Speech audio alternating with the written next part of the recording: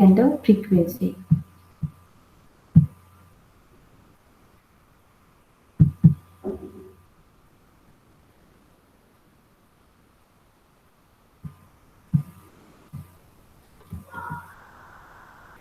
First, we have to see the principle of equal priori probability. That means if you consider, suppose we toss a coin, it is clear in mind that the coin will be fall either with the head up or the tail up. That means if you toss in the coin, there will be two possibility that head may be come up or the tail may be come up. That means there is a 50% of possibility of head up or the 50% possibility of tail up. That means there is an equal priori probabilities. In a similar way, we have to take the example that if a six-face cubical dice is thrown, it is sure that dice will be fall with one of the six faces upward. That means in a die there is a numbering of 1, 2, 3, 4, 5, 6. If we throw in the dice, at that time there is a equal possibility that 1, 2, 3, 4, 5, 6 number can be come upward. So, if the in the same way, if you consider another example that if you have considered the open box and this open box is divided into two equal size compartment x and y, which is shown in a figure, and the small particle is thrown from a large distance in a such way that it must be fall in either of the two compartment. Here we have to give on the and the open box, and this open box is divided into two compartments x and y, and the small particle is thrown in this uh, compartment that in a large distance. Then there is an equal possibility of the particle. That means particle may be fall into the compartment x in a, equal to the particle may be fall in a compartment y. That means there is a equal priority probability because the compartment are in a equal size.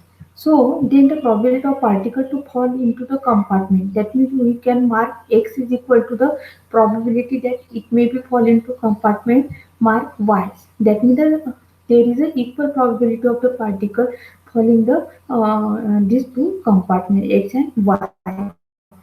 So that means this is a principle of equal priority probability. That means the principle of assuming equal priority equal probability event which are equally likely to occur is known as a principle of equal priority probability.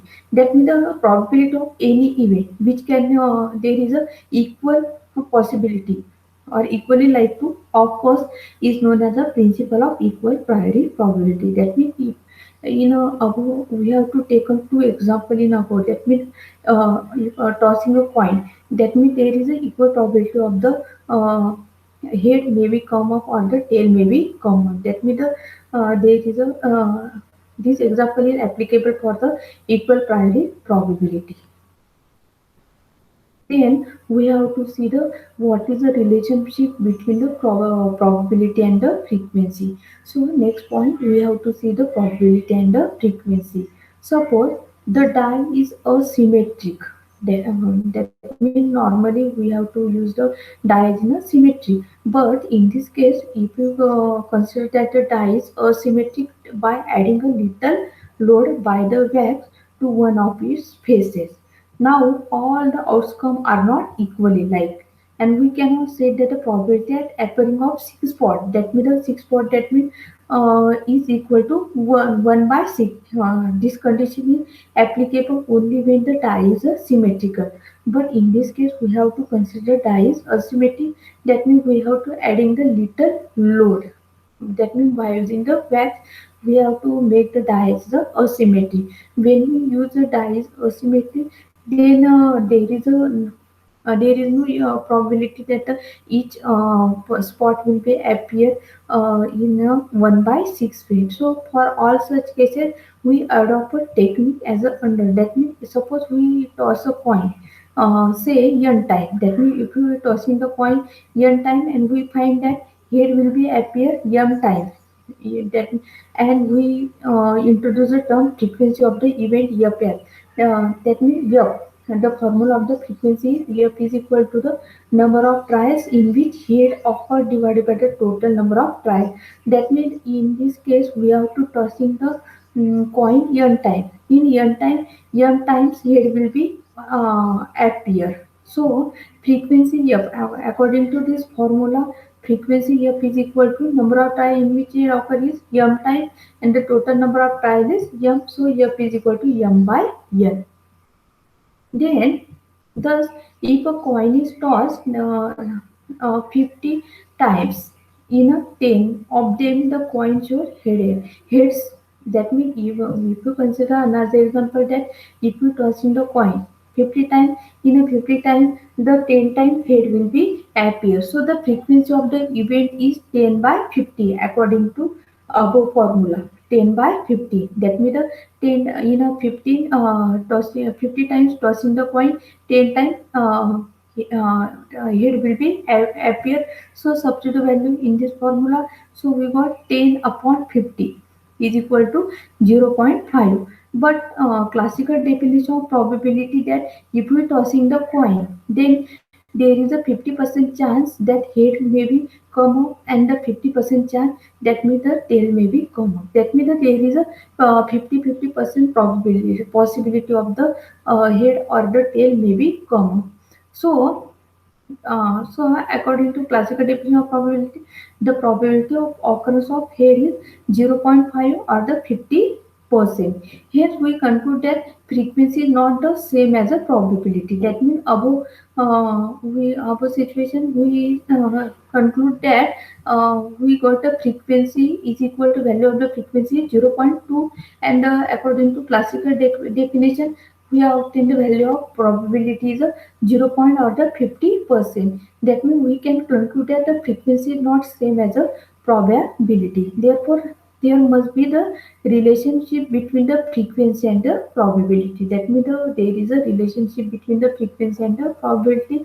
As the number of tries is increases, the frequency of the event progressively tend to stabilize and gradually approaches a constant value and known as the probability of the event. That means if you increase the number of tries, then the frequency of event maybe goes to the stabilize. That means it gradually approaches to constant value, and this constant value is known as a probability. That means we can obtain the formula of the probability in terms of frequency, which is given by probability p is equal to n limit tends to infinity. That means limit s tends to infinity m by n. That means the number of trials increases. Then the frequency frequency tends to that means the frequency become equal to the probability. So, thus, in order to obtain the sufficiently accurate result, trial must be conducted until the ratio of m by n differ from one another by very small value. In this way, there is a that means we observe that there is a relationship between the probability and the frequency. You have to remember this formula as a p is equal to limit s tends to infinity m by n. That means the probability can be calculated in terms of frequency. Then we have to see the some basic rules of probability theory. That means the additive law of probability.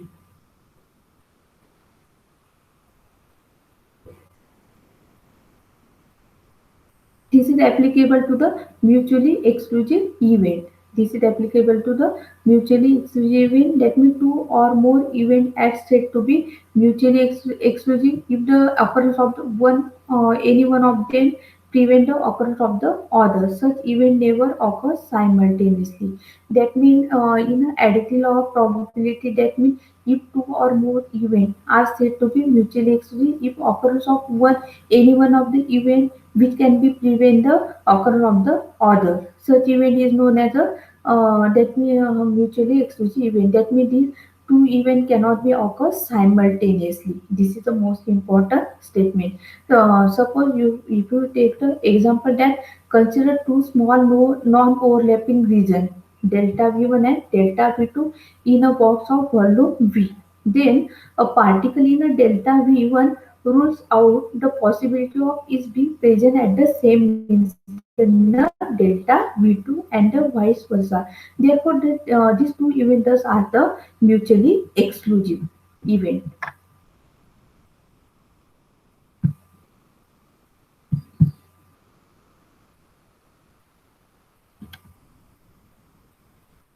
Therefore,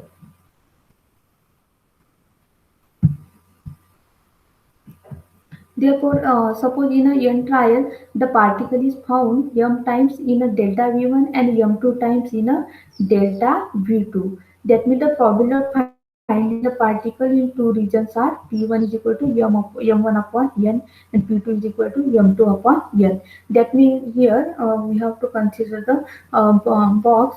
In a box, we have to consider two regions having the volume delta V1 and delta V2. That means in Ian trial, the particle will be found m1 times in a delta V1 and m2 times in a delta V2. So the probability will be indicated by P1 for the particle will be appear m1 times in a delta V1 will be given by P1 is equal to m1 upon n. Then, second is a probability of the particle will be appear in a delta V2 will be indicated by the P2. P2 is equal to m2 upon n respectively. Then the number of times that a particle will be found at least one of the two regions in n trial is m plus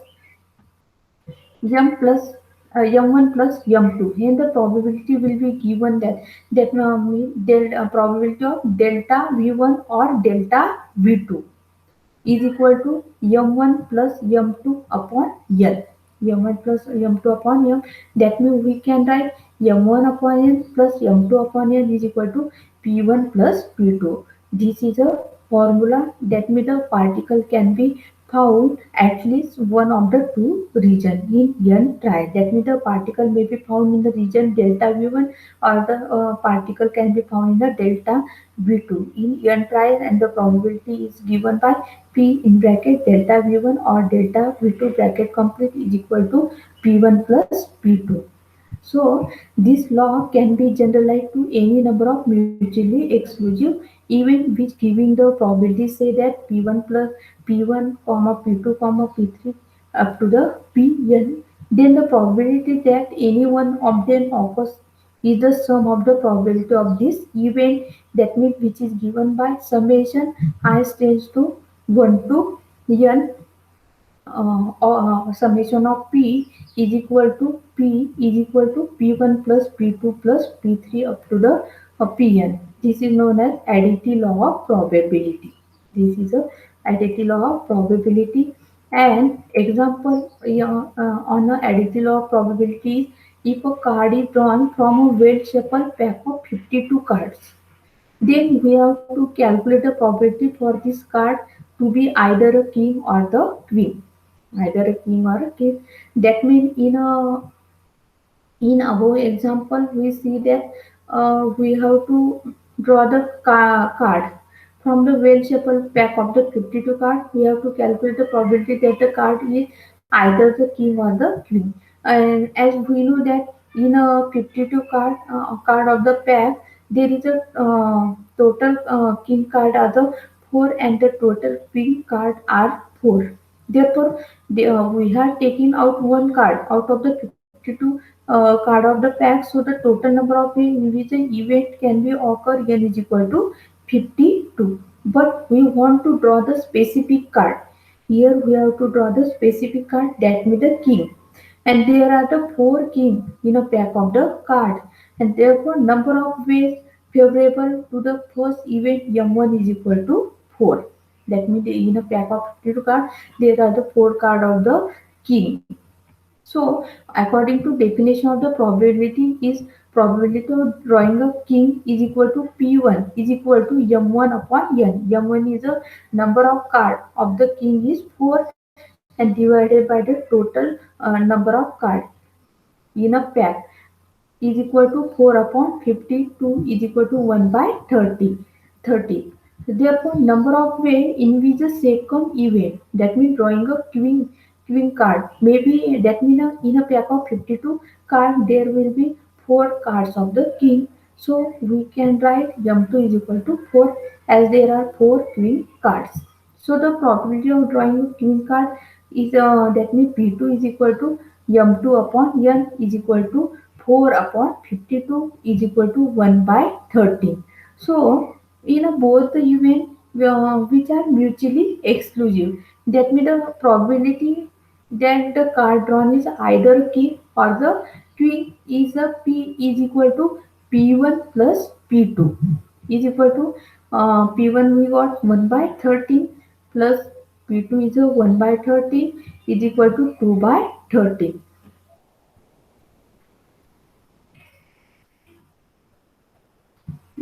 Then we have to see the multiplication rule or the joint probability. Therefore, in a calculation of the probability, we sometimes come across a random event such that the probability of occurrence of one does not affect the probability of occurrence of the other. That means in a if we taking the example that the probability that a molecule A get into delta V1 at a particular instant is a P1 is equal to delta V1 upon V. That means the total volume is V and the probability of the molecule A will get into delta V1. Therefore, P is equal to delta V1 upon V. Then the probability that another molecule get into the volume delta V2 at the same instant is given by P2 is equal to delta V2 upon V. That means another molecule will be get into the volume delta V2 and the total volume is V. Therefore, regardless of whether or not the molecule A get into delta V1, so we want to calculate the probability of the joint occurrence of this event. So this probability of A getting into delta V1 and B getting into delta V2 at the same instant. So suppose in a young trial, the molecule A is found young times in a delta V1. Here we have to consider the example that if we taking the young trial, then the molecule A will be found young times in a delta V1 if P2 is the probability that B get into delta V2. That means the molecule B will be get into delta V2 irrespective of the presence of A in a delta V1. Therefore, number of times the two events will be occur simultaneously. That means these two events can be occur simultaneously is a MP2. So the joint probability of occurrence of these two events that means P is equal to M MP2 upon N. MP2 upon M is equal to M upon N into P2. M upon N into P2. So we can write that means M by N is nothing but P1 probability P1. So we can write P is equal to P1 into P2. So the probability of joint occurrence of two independent events is equal to the product of the probability of the each of these two independent events. That means probability of joint occurrence of two independent events is equal to the product of probability of these independent events. Then we have to see the conditional probability. That means the uh, third is a condition probability. Therefore, probability for an event A to occur the condition that the event B has occurs is called as a condition probability. That means if the probability of event A to be occur at that time, event B will be occurs. That means event B will be occurs is called as a condition probability, and this condition probability can be denoted by P in bracket A by B bracket complete. That means the probability of A will be occurs at that time. Probability of B will be occurred or done. Therefore, this can be better can understand it by taking this example. That means we throw a dice twice, obtain two numbers. What is the probability that these numbers are 6 and 4 precisely in that order? That means That means if we throw the dice twice, then two numbers will be appear. Then we have to find what is the probability that the numbers are 6 and 4 precisely in the order. So in this case, the probability that first row gives as a 6 is 1 by 6. That means if you show your dias, then the total number of cases or the spot in the dias is a 6, and the number 6 will be appear will be then the probability 1 by 6.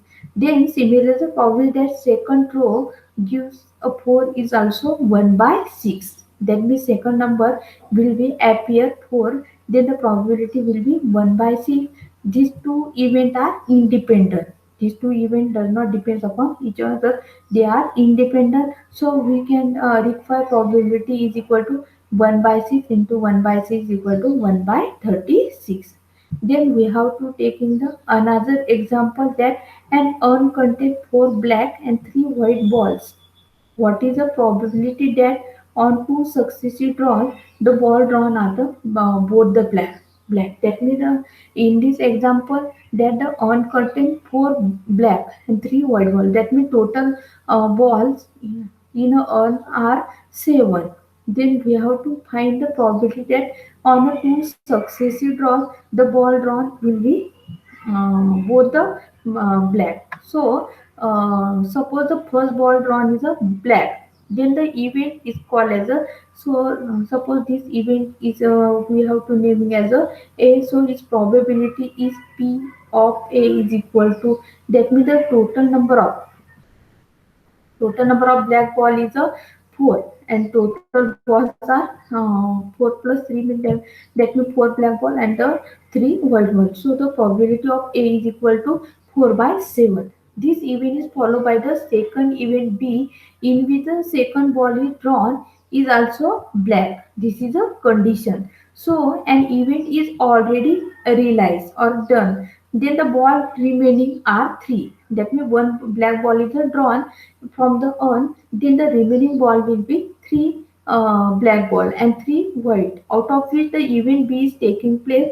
Then the second ball, black ball, can be drawn from the remaining 6 ball. Then the probability of event B to occurs under the condition that A has already realized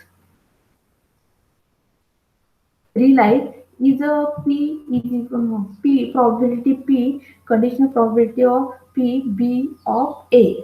That means the uh, event or A has already done. Condition that that means the event A or probability of A is already occurred.